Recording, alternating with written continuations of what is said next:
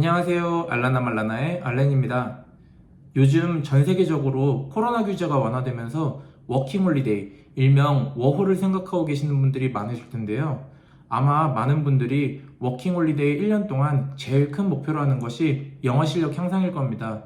그래서 오늘은 워킹홀리데이 1년 동안 현실적으로 어느 정도까지 영어 실력을 늘릴 수 있을지, 또 성공적인 워킹홀리데이를 위해서 어떤 목표들을 세워두면 좋을지 얘기해 보려고 합니다.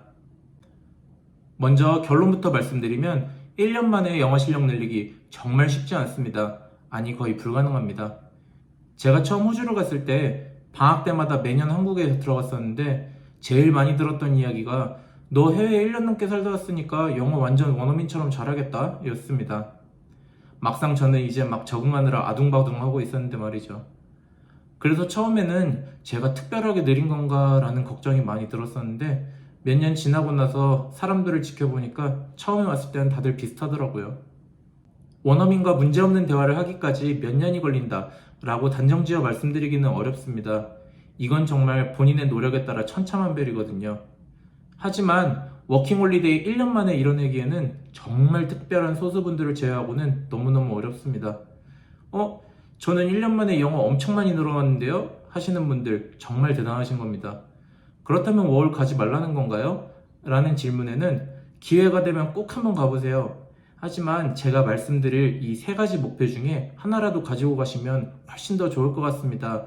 라고 말씀드리고 싶습니다.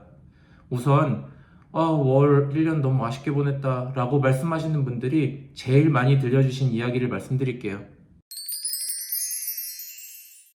워킹홀리데이 오시는 분들을 보면 20대 초반에 대학교를 휴학하고 그리고 20대 후반에 직장 생활에 지쳐서 회사를 그만두고 새로운 경험을 해보러 오시는 분들이 제일 많은 것 같은데요. 월 1년 성공했다 아니면 실패했다 이렇게 단정 지을 수는 없지만 아쉬운 1년을 보내고 가시는 분들을 보면 비슷한 특징을 가지고 있습니다. 우선 아무래도 낯선 나라에 대한 두려움이 있다 보니 가장 많이 들어본 또 인터넷에서 정보를 얻기 쉬운 시드니, 멜버른 혹은 브리즈번 같은 도시를 선택하는 경우가 많은 것 같습니다. 대도시에 대한 장점은 너무너무 많기 때문에 이곳들을 선택하는 것 자체는 너무 좋습니다. 근데 이제 여기서부터 문제가 시작됩니다. 쉽게 설명드리기 위해 1인칭 시점으로 얘기해 드릴게요. 제가 호주에 도착해서 집 구하러도 돌아다니고 유명한 관광지들 몇 군데도 돌아다니고 하다 보니 돈이 필요하더라고요. 그래서 일을 알아보기 시작했는데요. 호주에 왔으니 당연히 호주 사람들이랑 일해보고 싶었죠. 그래서 호주인들이 운영하는 가게, 일명 오지잡을 구하고 싶어서 영문이 이력서도 써놓고 인터넷으로 팁이나 후기 같은 것도 열심히 찾아봤는데 막상 일을 구하려고 보니 마땅한 곳이 잘 안 보이더라고요. 솔직히 제 영어 실력으로 받아주는 곳이 있을까 하는 걱정도 많이 들었고요. 그렇게 좀 지내다 보니까 한국 가게들도 사람을 많이 구하더라고요. 제가 한국에서 알바는 좀 했었어서 이건 좀 할만하겠더라고요. 돈도 필요하고 아직 여기가 낯설기도 하니까 돈 좀 벌면서 오지잡구에서 옮겨가야 되겠다 싶었죠. 일을 시작하고 보니 같이 일하는 사람들이 다 제 또래더라고요. 호주에 아는 사람도 없고 심심하고 했는데 잘 됐다 싶었죠 뭐. 일 마치고는 집에 가도 어차피 할 일도 없고 해서 같이 일하는 사람들이랑 술 마시러 갔어요. 와, 근데 소주 한 병이 한국 돈으로 10,000원이 넘는 거예요. 그래도 시급이 한국보다 훨씬 높으니까 그러려니 했죠 뭐. 이렇게 몇 달 지나고 나니까 맘 맞는 친구들도 좀 생기고 오지잡고 하려고 알아보고 하는 거 솔직히 좀 귀찮아지더라고요. 또 그렇게 몇 달 지나니까 이제 한국 갈 날이 조금씩 보이는 거예요. 모아둔 돈도 없고 영어 실력도 그대로인 것 같은데 큰일 났다 싶어서 묵혀놨던 그래머인 뉴즈 책 꺼내서 몇 장 보고 남은 기간 뭐 하면 좋을지 계획을 짜봤어요. 그래서 남은 기간 동안 잘 알려진 곳들 여행도 좀 가고 돈도 좀 모으고 한인 영어 학원이 있길래 거기도 등록해서 조금 다니다가 한국으로 돌아왔어요. 어떠신 것 같나요? 방금 말씀해드린 이야기는 의외로 정말 흔하게 볼 수 있는 사례들입니다. 만약 이러한 워킹홀리데이를 보내고 오신 분들 중에 나는 방금 말한 대로 워홀하고 왔는데도 내 워홀은 성공했다 생각하는데? 하시는 분들도 계시겠지만 제가 보아왔던 거의 모든 워킹홀리데이 분들의 1년 목적은 호주에서 한국 사람들이랑만 어울리고 술 마시는데 돈 다 쓰고 오기가 아니었기 때문에 말씀드리게 되었습니다. 그렇다면 현실적으로 어떤 목표들을 가지고 와야 1년을 알차게 보내게 될까요? 다양한 분들이 여러 목표를 가지고 오시지만 주변에서 워킹홀리데이를 했던 분들이 들려주셨던 워홀 성공담 중에 제가 추천드리고 싶은 3가지만 추려봤습니다. 첫 번째로는 저축하기입니다. 워킹홀리데이 오시는 분들 중에서 생각했던 것보다 더 많은 분들께서 돈을 모으기 위해 오시더라고요. 제가 봤던 분들 중에 제일 기억에 남는 건 20대 초반의 대학생 동생이었는데, 제가 대학생 시절 생과일 주스 가게에서 매니저로 일하고 있었을 때 아르바이트생으로 만났습니다. 그 친구는 부모님께 금전적 지원을 받는 게 죄송스러워서 대학교 다니면서 아르바이트를 계속했는데 공부에 온전히 집중하기가 어려웠다고 합니다.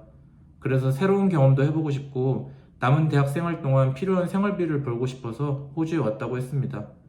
그래서 그 친구는 1달 반 정도 시드니에서 일을 하다가 준비를 잘해서 케언즈 지역의 리조트에 취직해서 갔습니다. 그 후에 가끔 연락을 주고받았었는데 남은 기간 동안 리조트에서 열심히 일해서 목표하는 금액을 훨씬 뛰어넘는 돈을 모아 돌아갔다고 합니다.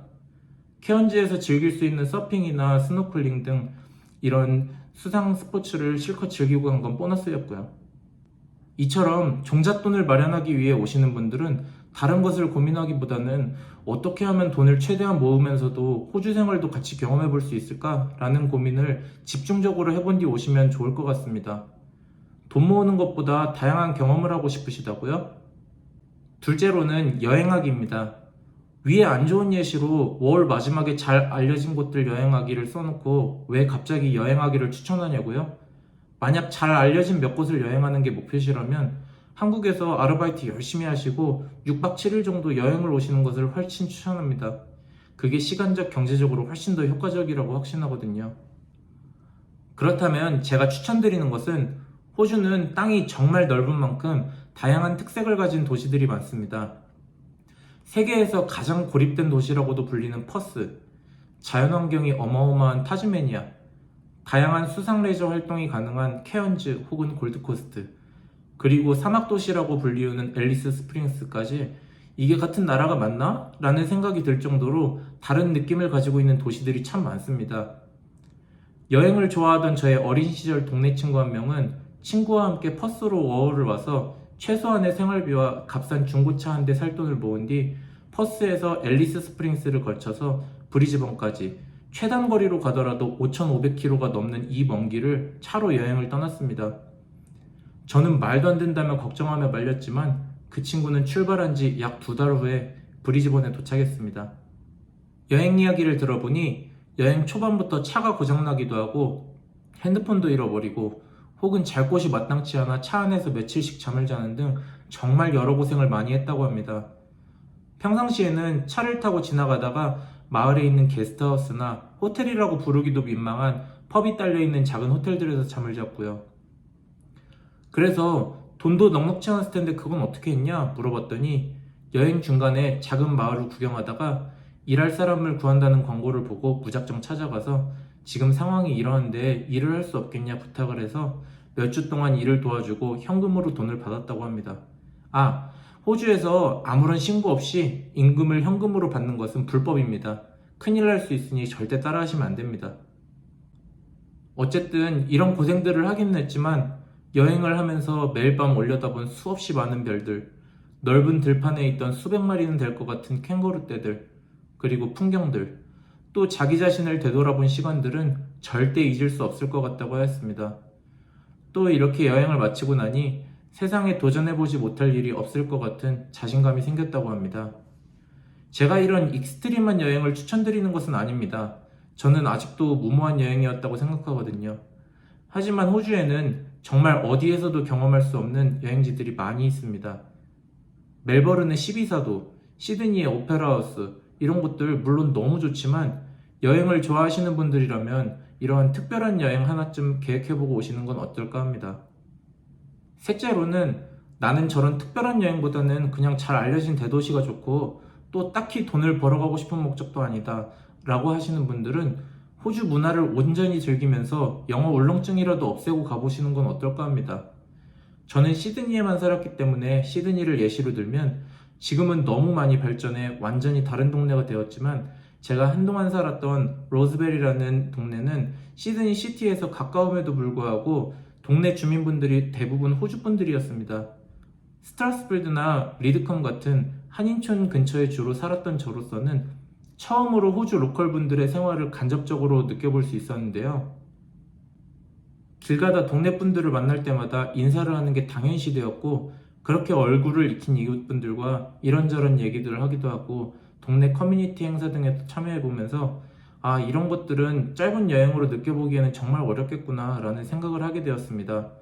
이런 동네에서는 이웃 주민분들과 친해질 기회가 너무 많기 때문에 영어 울렁증 극복은 기본이고, 조금만 노력하신다면 영어 실력 향상에도 크게 도움이 될 것이라고 생각합니다. 20대 초부터 30대 초까지 평생 딱 한 번만 갈 수 있는 워킹홀리데이. 짧은 시간이지만 정말 많은 경험을 할 수 있는 기회인데요. 한국에서 충분히 더 즐겁게 경험할 수 있는 한국 친구 만들기, 술 마시기, 이런 것들보다는 제가 오늘 말씀드리지 않았던 것들이더라도 한국에서는 경험할 수 없는 특별한 목표를 하나씩 세워두고 오시면 훨씬 더 의미 있는 1년이 되지 않을까 합니다. 오늘의 영상은 여기까지고요. 구독과 좋아요 눌러주시면 더 다양한 호주, 캘거리 이야기로 찾아뵙겠습니다. 시청해주셔서 감사합니다.